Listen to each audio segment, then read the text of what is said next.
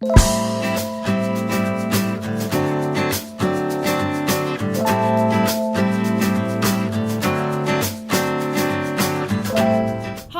my name's Kate Chohan and this is Craig McCoy. Hello.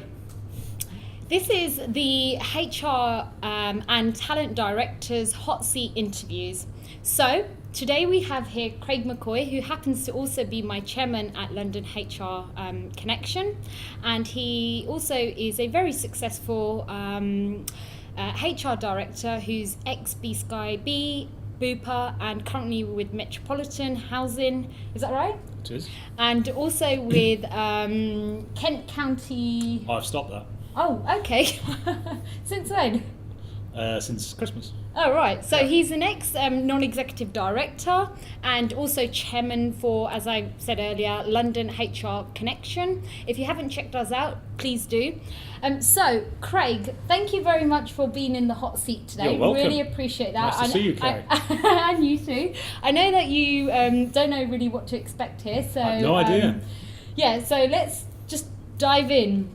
So, Craig, tell everyone how you got started and your HR journey, perhaps Okay. in a few lines. Yeah, so I left university with a degree in languages and a bit of teaching experience overseas in Paris, and I was interested in the whole field of training, but I wanted to apply it in a commercial context rather than as being an academic or something like that. So I looked at this thing called personnel management and specifically the world of training, and I thought, well, that was probably a good avenue for me to use my skills. When was that? Back in the... That was back in the dark ages. No, it was back in 1984. Okay, is that when they called it welfare? It wasn't quite when they called it welfare. Okay. It was the Institute of Personnel Management. right, okay. Was the name of the game at that point. Yeah. So yes, I got my first job actually was Assistant Central Training Officer for the London Borough of Redbridge. Nice. Local authority, but it gave me a proper job rather than a graduate job, and I did that job for about 18 months before I sort of run out of runway really, and I moved into the private sector, into the city, a company called DataStream, which is a stock market information business. I remember them. Still in training, Yeah. Training and development. I was their first training officer for that organisation. This thing called Big Bang had just hit the city, and suddenly it was all about information flow and real-time data, and it was very much a growing market. Stayed there a few years, moved into management consulting with Accenture, still in the learning development space. Oh, right. Amusingly, I joined Accenture at the age of 30 as a so-called experienced hire, because Okay. everybody else was like 23. Yeah. And very much being sold into clients on the basis of my learning and development expertise. So I grew up through the learning and development field before moving into sort of fully fledged HR director role, and that would have been sort of in the early 90s. That's quite unique, because I don't see a lot of people going from a L&D going into, It's reasonably unique, yeah. I mean, it does happen. I think it gives you a very good grounding in terms of consulting skills and the ability to facilitate, run workshops, for example.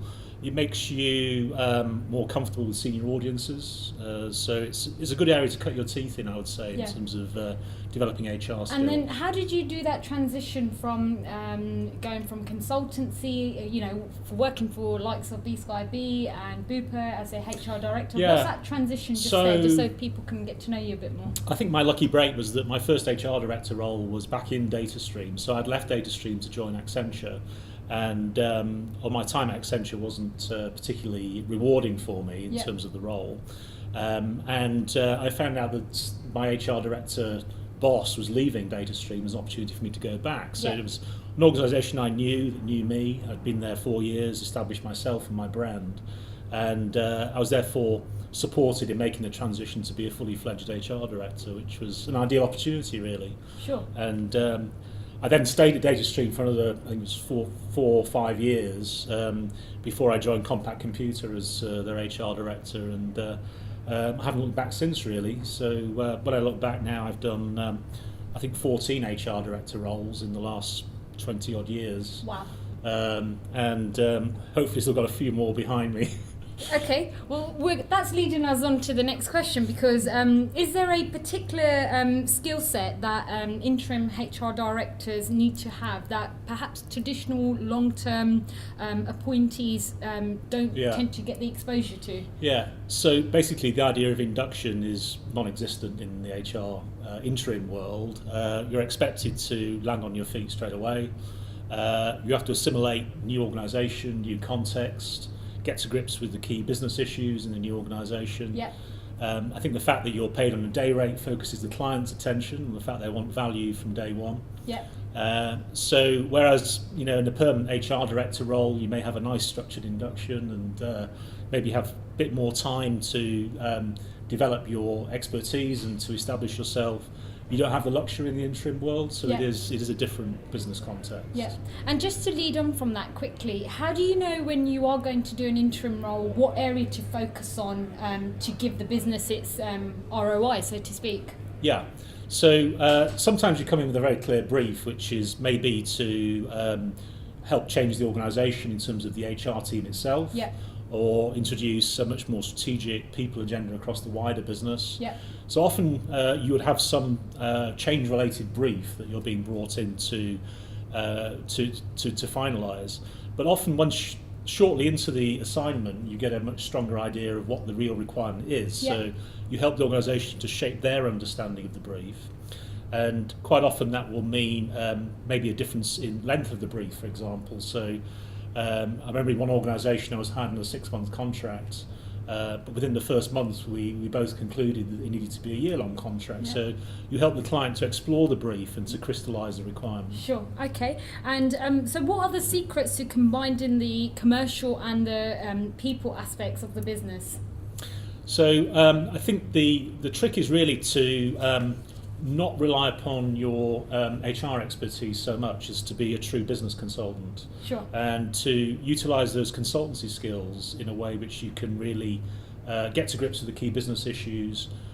Yes, you happen to have a strong suit in terms of people, and that's your sort of ticket to the table, but it can't be your sole contribution. So I think where some HR directors go wrong is that they rely too much on their HR expertise and too little on their commercial expertise. Sure, okay, thank you. You've got a lot of experience across multiple industries. Can you give us some insights into sort of HR practices that have worked for you?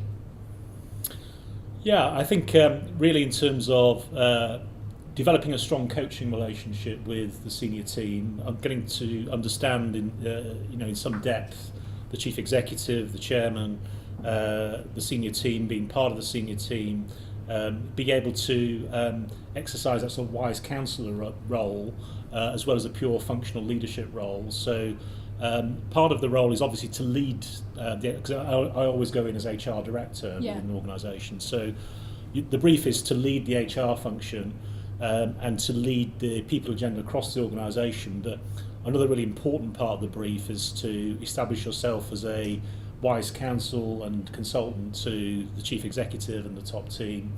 And that's where the added influence and gravitas and the skills that you develop over a long period of time really come to the fore and would differentiate you from perhaps a less experienced HR director who would just do a pure HR functional leadership role. Sure, okay. And this will be an interesting one. So what's the future of HR and where do you see the function sitting in 5 years? I think there's an opportunity for HR directors to be properly established as a true board level function. Sure. And to be a key part of the strategic agenda for the business.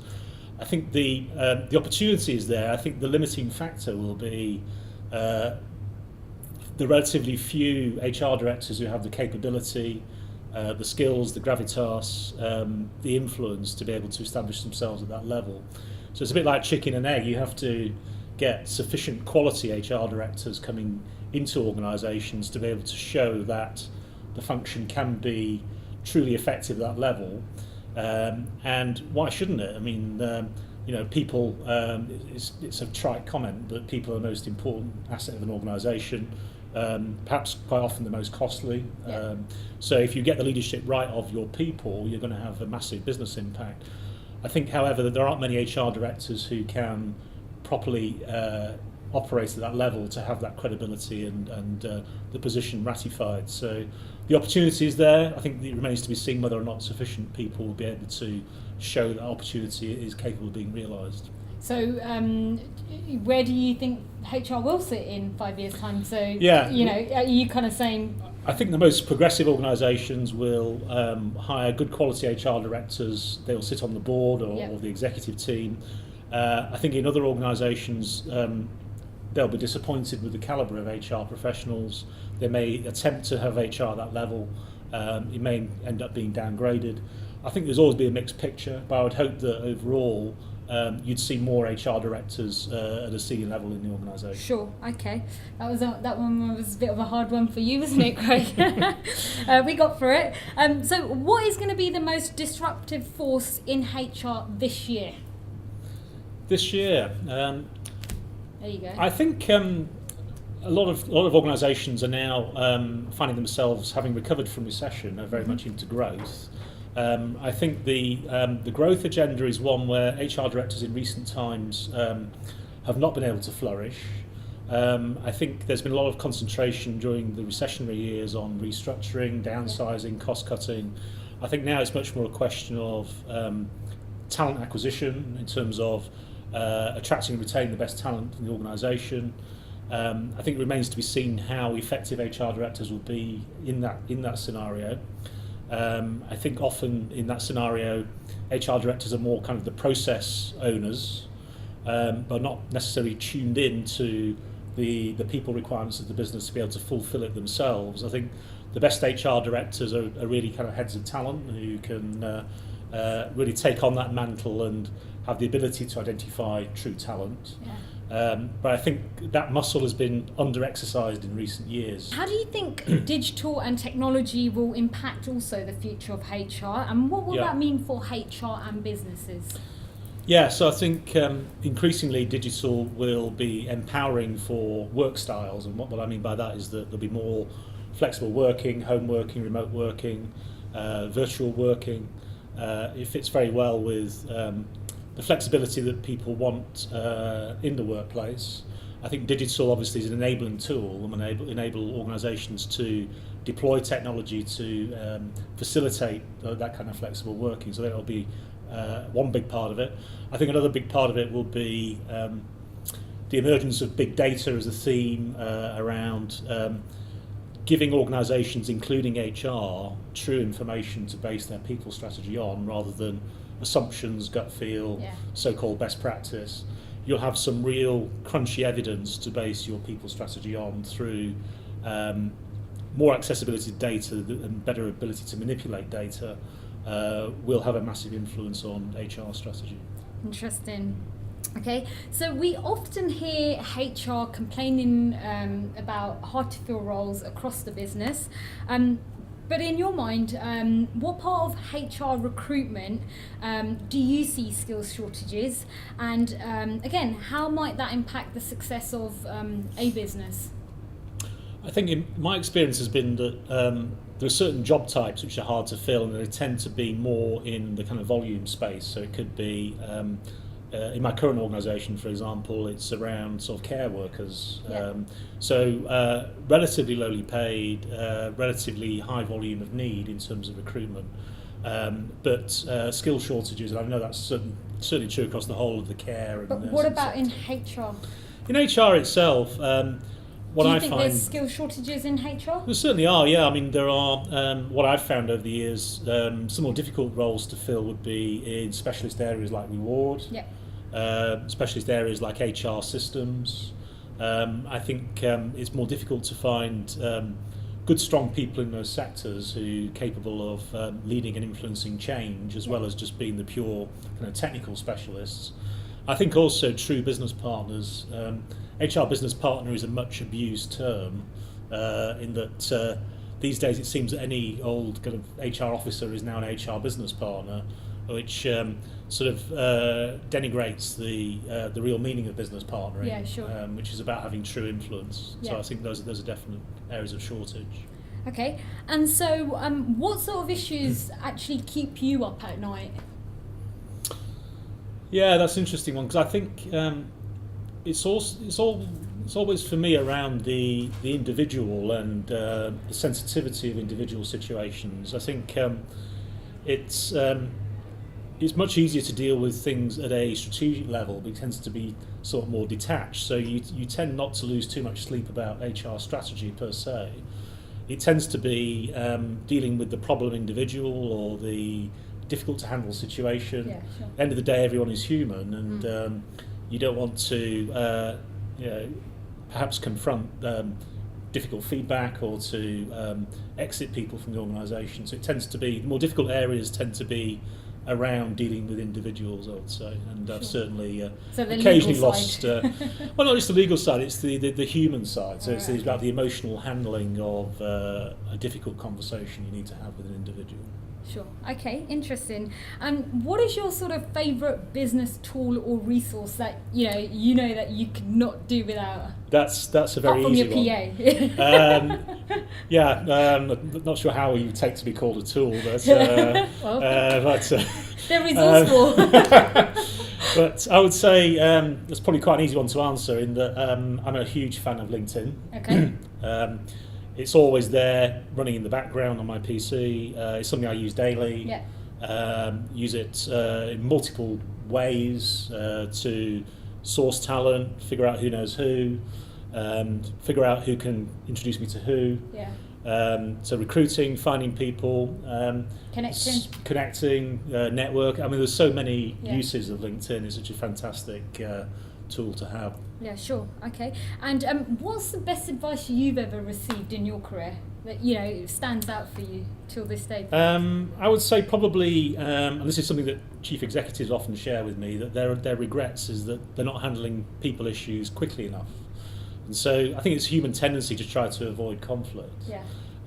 But the best piece of advice people get me say, well, if something's not working, confront it early on and deal with it, because the longer you continue with a suboptimal situation, it's going to have a big impact on your organisation. And really, however hard it is, you're better off tackling it early on and dealing with it. Thank you. And so, who inspires you? Who do you follow? And who's your mentor? Well, that's a very very difficult question. In the world of celebrities, one of my all-time heroes, who sadly passed away this year, was David Bowie. Oh, okay. And one of the remarkable things about David Bowie is his ability to completely transform himself on a very frequent basis. Yeah. And you think about that in the world of HR, and particularly I think about it in the world of being an interim, in that you have to be a chameleon, you have to readily adapt yourself to a whole manner of social situations in short periods of time, working across different sectors, being based in different areas, maybe different countries, and I think for me he would win that prize, because he's got that chameleon-like quality, and he's also a great performer. Yeah, he is. It's a shame he's not with us today. Indeed. But, so what books do you read or currently reading, and have they impacted you? And there's do you do a lot of reading? There's some, yes, mostly on holiday. But one of the ones which has had a really kind of profound and lasting impact on me over many years is The Magus by John Fowles. Okay, And not read that. The Magus is a fascinating book. I would call it a psychodrama, and it deals with layer upon layer of reality and fiction, and you're never quite sure which you're dealing with, and the reader is left in a world of ambiguity, wondering how best to deal with these different circumstances and challenges that are constantly repositioning themselves. It's set on a Greek island, and it's all about mythology as well as human psychology. Interesting. And I find it fascinating from an intellectual and psychological perspective. And going back to my chameleon comment, it's about dealing with ambiguity and about constantly reinventing yourself, which is very much a feature of the book. So I'd strongly recommend you read it. Thank you. I think I will, and I hope you guys will too. So tell us something surprising, interesting, maybe perhaps even weird about you that probably nobody knows. Well, let me think what I can say for public consumption then, as opposed Keep to it not. clean. I suppose not many people know that I've done a lot of dancing in my time, and I did not know that. for many years actually I studied Sarok dancing, which is a type of French origin rock and roll, Right. which was introduced in Paris by the GIs during the war, Right. and has over 100 basic moves. Okay. And for many years I did 2 lessons a week actually, so I Okay. was very serious about So it. can you do a move for us quickly? I can, but it's part of the dancing, so you Oh, have right. to join me. And as I assume you've had no tuition in Sarok, No, and I probably not haven't. just at the moment. Well, that I did not know that. So that is interesting. So can you still do a few moves if you were on the dance Yes, floor? well, I've been known to pull out my party piece. Oh, And, awesome. luckily, my wife also does Sarok, so we can make an impressive duo on the dance floor. Nice. I have to see that sometime. Right, we're nearly there, guys. Hang on. What actions do you recommend that listeners here today take away and perhaps implement into their own business, their own career? I mean, what advice would you give them? I think going back to my earlier comment about being a chameleon, I think it's about, don't get stuck in a rut. Think about every day as a new opportunity. Think about every day as being your last is probably a healthy mentality. And you're only as good as your next assignment. So that's very much my motto. Okay, and one last question. Do you have a giveaway and how can people connect with you? It's quite easy to connect with me.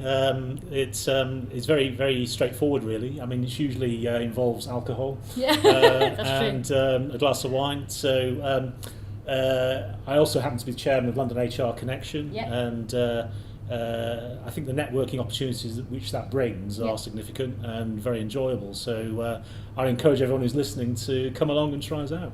Brilliant. Well, look, this is Craig McCoy. My name's Kay Chohan, and Craig's sitting in the HR Director's hot seat. It could be you. And if you do want to be here, then just write into me. You can grab me on LinkedIn, which is Kay Chohan. That's CHOUHAN. I'm on Twitter as Kay Chohan, or you can catch me through London HR Connection, who I happen to sit with Craig on the board. So do come and see us there, and maybe write into us if you have any questions. Maybe you'd like to connect with Craig, and let us know what you think.